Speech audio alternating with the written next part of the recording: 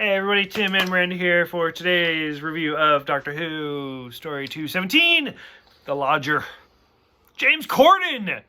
Welcome to today's episode of Car Karaoke featuring Matt Smith. I don't know. Singing this though. I wonder if Matt Smith ever did Yo, that'd be hella karaoke, or if any karaoke? of the doctor carpool. Did karaoke. Any of the doctors ever do carpool karaoke? I've met James Corden one time. I wish. It was in Arkansas for a work thing. He just was there. It was very odd. But it was great. That would have been like 2013, 14, so long after this episode. But I think that might have actually 3 years after this episode. We looked this episode up. It was 2010. 2010. Yeah, that's true. But the funny thing is, after that, I don't think I'd seen Doctor Who by then. I know. At that point. Yeah. So I was like, I barely know who you are. Anyways, looking back on it, I love it. I think it's a great episode. Just because he's so funny, during the whole thing. Especially because Matt Smith is way more popular than him. And he gets hella jealous, and it's just really amusing. Because he's just sitting there like, fuck. And it's so many great lines. Skinny ass bloke is fucking better than me at everything. Fucking skinny people. Jordan. Back the fuck up. Yeah. Let us chunks do our thing. I just love all of the lines where he's like, I can tell that's your new sofa. Well, how do you know? Because you look like it. What? My favorite line is like, do people ever tell you you're a little weird? They never really stop. They never stop. They never stop. Stop. In this, I don't want to spoil it for you because we're not there yet. You do you. But one of the things I don't like is, so in the scene, for one, when they play soccer, Matt Smith wears the 11 as his jersey logo. Yeah. And then in the scene where he has to headbutt him, and that's how Craig gets his memories and stuff. And he's like, you, and he's like, yeah, the 11th. And then because it shows the doctor, all the other doctors, yes. When he's getting all his memory. As I said, I won't spoil it too much, but Matt Smith is not the 11th, as we will learn 2 seasons from now. So, but that, I was like, oh, that just kind of, I don't know. Once we get to that point doesn't make sense anymore when he says, I'm the 11th, because you're not. Right now he is. We see a lot of Matt Smith in this. Yeah, we do. Probably the most we've ever seen a doctor naked. Yeah, but he's such a child that you don't see him sexually. You just see him. He's 28. Yeah, but he looks like a child. He looks like a 15-year-old boy. It's ridiculous. I wouldn't go that far. Goddamn. He looks like a 15-year-old boy.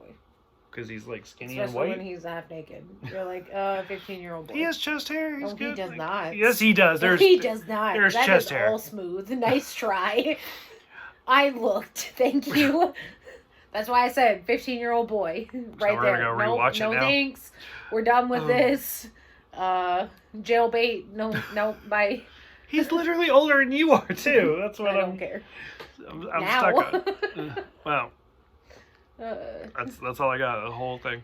Honestly, James Corden does such a good job in this that he's funny in it. The whole it's amusing. The whole subplot with the alien and the water mold and yeah. So long story short, don't give a fuck. It's not actually 2 stories. Yeah. Long story short, they try to land the TARDIS. Doctor gets kicked out. Amy can't land the TARDIS. All about that already. Yeah. The doctor ends up at this house because he gets a little address from it. Blah blah blah. Has a little transmitter in his ear so he could talk to Amy. No one can understand him when he's talking to Amy over the little earpiece. It just sounds like gibberish.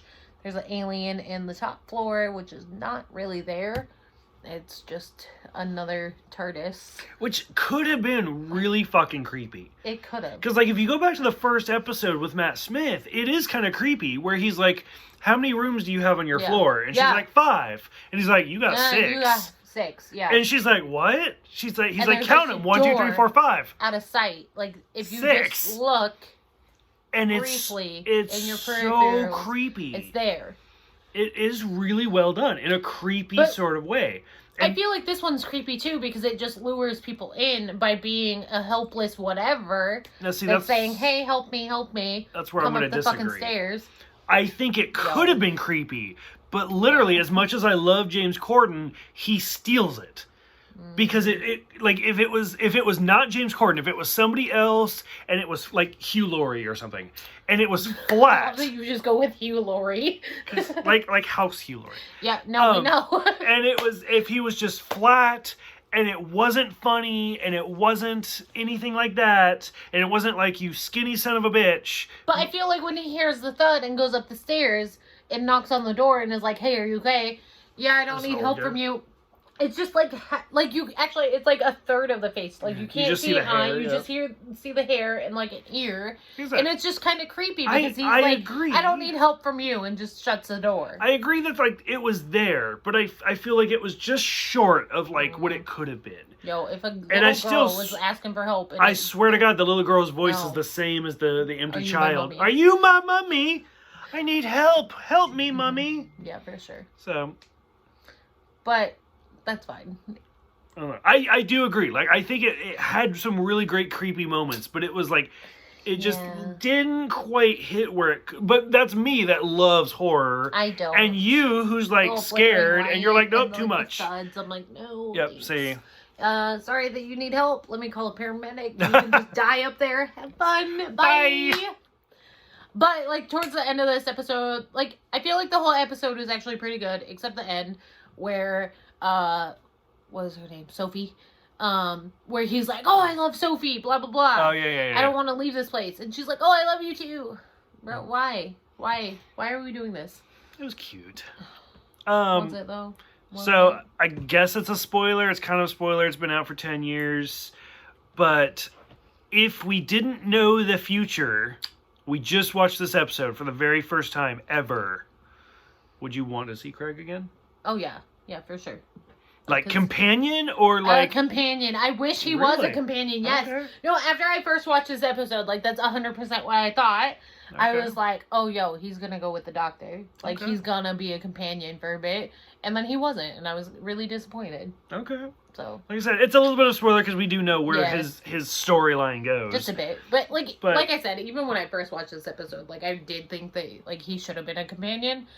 Just because, like, he was pretty sassy and funny. Considering that he already had Amy and Rory, or... Even considering that he had Amy and Rory, especially at this point in time that he does not have Rory, so... Because Rory died.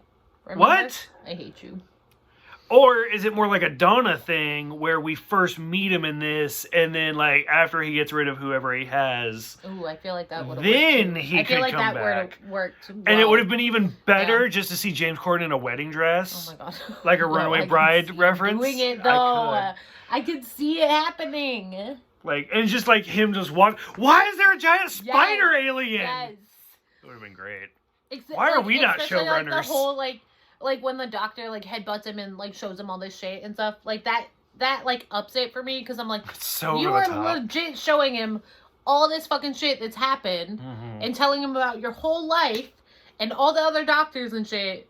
Why is he not a companion? So okay. But now, so granted, you're not caught up with where the series is now. Not yet. I am. Soon. She's not. It's okay.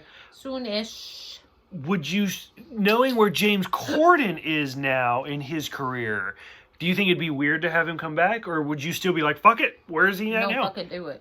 Because, I mean, I guess that's a spoiler. Never mind. Yeah, spoiler. Yep. I was going to say, it's been 10 years, so we'll get to that one. We'll get there. But, okay. And then we'll kind of spoil it when we get there, but whatever. So, do you still think James Corden should come back? Oh, yeah. Anytime. He's just anytime. He's a sassy anytime. little fucking... It's great. Yeah, it's great. It's like like you said, it's a Donna all over again. Like it's like it gives that that vibe. Like it's almost like a Donna, like almost like a British Captain Jack. Oh yes. But like if he was like just a civilian. But like a chubby Captain Jack. It's great. So it's like Jack sassier, now. Oh. But he is like. Yeah. But okay, any other thoughts for this? No, good. So for those who have seen it, what did you think about James Corden? What did you think about seeing a lot of 28-year-old Matt Smith. 12-year-old. What did you think about all of the 11 references? Go ahead, 15-year-old boy let us body. know. Jailbait body. Thank you guys for watching. Thank you guys for subscribing. And we will see you guys next time for the season finale. The two-parter. The Pandorica opens. I love that word. Pandorica. It's Pandora's box, you guys. Opens. And the Big I don't Bang. know why they made it so fancy.